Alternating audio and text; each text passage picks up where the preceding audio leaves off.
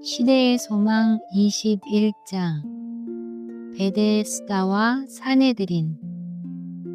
예루살렘 성문 곁에는 사람들이 잘 알고 있는 연못이 하나 있었어요. 사람들은 그곳을 베데스다라고 불렀습니다. 자비의 집이라는 뜻이었지만 그곳에 모인 사람들의 얼굴에는 긴 기다림의 흔적이 가득했답니다. 눈먼 사람도 있었고, 다리를 저는 사람도 있었고, 몸을 제대로 움직이지 못하는 이들도 많았어요. 모두가 같은 이유로 그곳에 누워 있었지요. 물이 움직이는 순간을 기다리고 있었기 때문입니다. 먼저 들어간 사람이 낫는다는 소문이 사람들을 그곳에 묶어두고 있었습니다. 그래서 그들은 서로를 바라보면서도 서로를 도울 수 없었답니다. 그들 가운데 한 사람이 있었어요. 그는 무려 38년 동안 그 자리에 누워 있었습니다. 해마다 절기가 바뀌고 안식일이 수없이 지나갔지만 그의 자리는 늘 같았습니다. 낫고 싶지 않았던 것은 아니었어요. 그러나 그는 점점 기대하는 법을 잃어가고 있었지요. 움직일 힘도 없었고 도와줄 사람도 없었으니까요. 사람들은 늘 그를 지나쳐 갔습니다. 그는 항상 가장 마지막이었어요. 그날도 다르지 않은 날처럼 보였지요. 사람들은 여전히 연못을 바라보고 있었고 그는 여전히 누워 있었습니다. 그런데 그때 누군가 그의 곁에 다가왔습니다. 예수님이셨어요.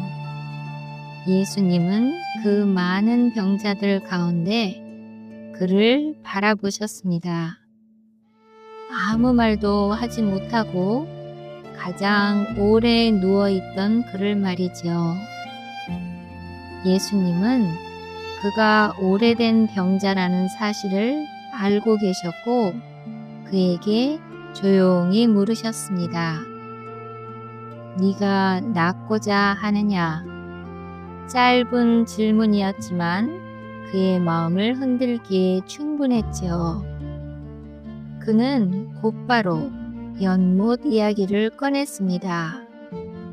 물이 움직일 때 자기를 연못에 넣어줄 사람이 없다고 말했지요. 누군가는 항상 자기를 앞질러 들어간다고도 했습니다.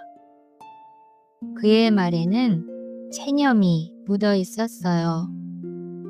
그는 여전히 방법을 말하고 있었고 여전히 물을 바라보고 있었습니다.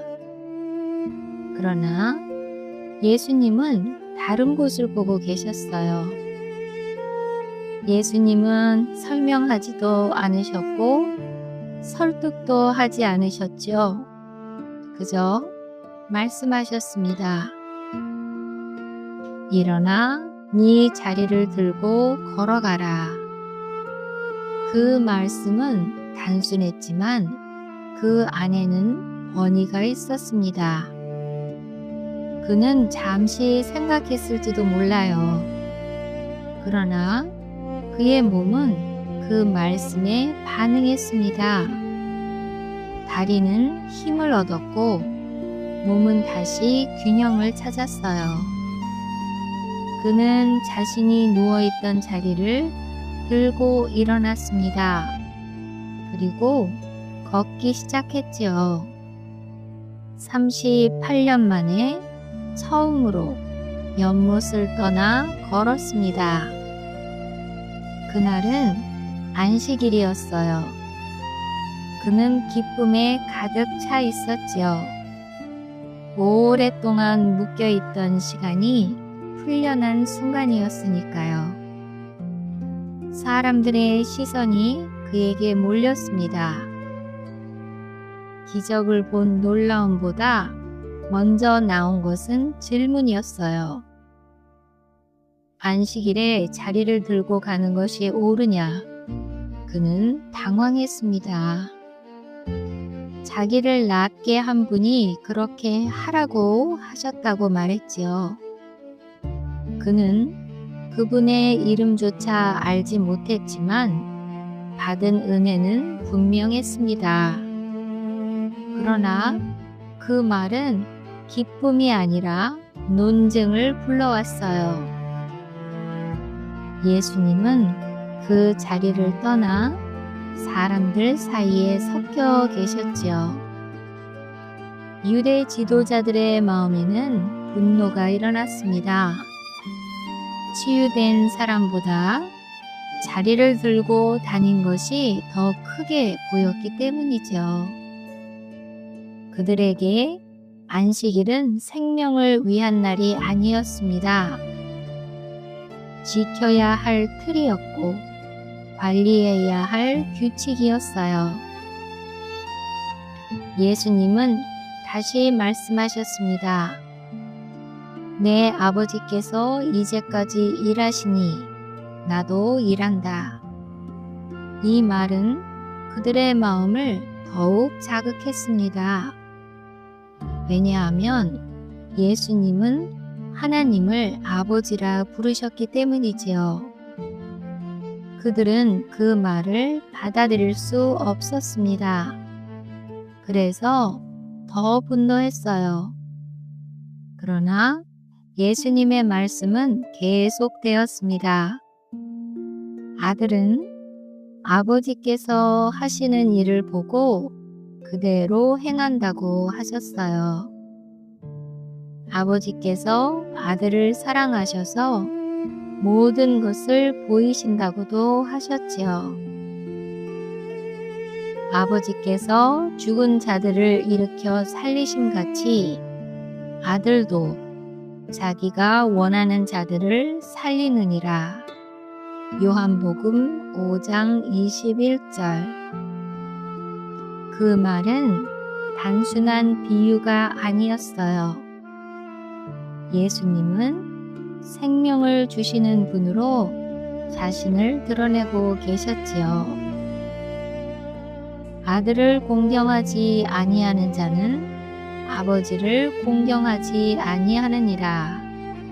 요한복음 5장 23절. 그 말씀은 듣는 자들의 마음을 두 부류로 가르고 있었습니다. 받아들이는 사람도 있었고 거부하는 사람도 있었지요. 예수님은 생명과 심판에 대해 말씀하셨습니다. 아버지께서 심판을 아들에게 맡기셨다고 하셨지요. 그리고 또 이렇게 덧붙이셨어요. 내 말을 듣고 또 보내신 이를 믿는 자는 영생을 얻었고 심판에 이르지 아니하나니 사망에서 생명으로 옮겼느니라. 요한복음 5장 24절. 이 말씀은 조용하지만 분명했습니다. 지금도 생명이 옮겨지는 순간이 있다는 선언이었죠. 그러나 그들은 여전히 마음을 닫고 있었습니다. 예수님은 증인들에 대해 말씀하셨어요. 침례 요한이 있었고 자신이 행한 일들이 있었지요. 아버지의 증거도 있었습니다. 그리고 그들이 늘 읽고 연구하던 성경이 있었어요. 예수님은 그 성경에 대해 이렇게 말씀하셨습니다. 너희가 성경에서 영생을 얻는 줄 생각하고 성경을 상고하거니와 이 성경이 곧 내게 대하여 증언하는 것이로다. 요한복음 5장 39절. 그 말씀은 그들의 신앙을 비추는 거울이었지요. 그들은 성경을 잘 알고 있었지만 성경이 가리키는 분을 만나지 못했습니다. 말씀을 손에 쥐고 있었지만 생명은 붙들지 못했어요. 예수님은 그들의 마음을 아셨습니다. 나는 내 아버지의 이름으로 왔음에 너희가 영접하지 아니하되. 요한복음 5장 43절. 그 말은 그들의 선택을 드러내고 있었어요. 베데스다에서는 한 사람이 일어났지만 사네드린에서는 많은 마음이 굳어졌습니다. 같은 예수님을 보았지만 반응은 달랐어요. 한 사람은 말씀에 반응했고 다른 이들은 전통에 매달렸습니다. 한 사람은 자리를 들고 걸었고 다른 이들은 자리를 지키는데 집착했지요. 이 이야기는 지금도 반복되고 있는 장면입니다. 말씀은 여전히 우리 곁에 다가오고 있어요. 그리고 묻고 계십니다. 네가 낫고자 하느냐고 말이지요. 그 질문 앞에서 우리는 선택합니다. 말씀에 순종할지 아니면 익숙한 자리에 머물지를 말입니다. 안식일은 지금도 생명을 위한 날입니다. 창세기에 기록된 것처럼 하나님이 그날을 복되게 하사 거룩하게 하셨기 때문이지요. 창세기 2장 3절. 그리고 또 예수님은 말씀하셔요. 인자는 안식일의 주인이니라. 마태복음 12장 8절.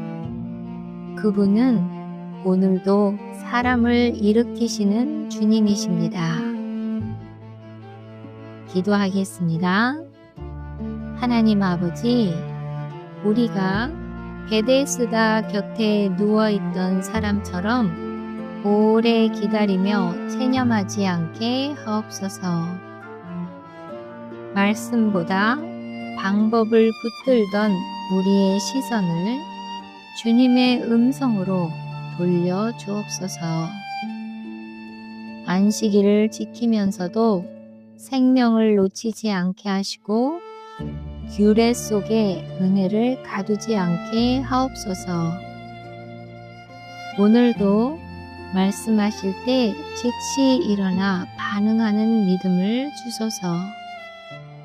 사망에서 생명으로 옮기시는 주님을 끝까지 신뢰하며 따르게 하옵소서. 예수님의 이름으로 기도드립니다. 아멘.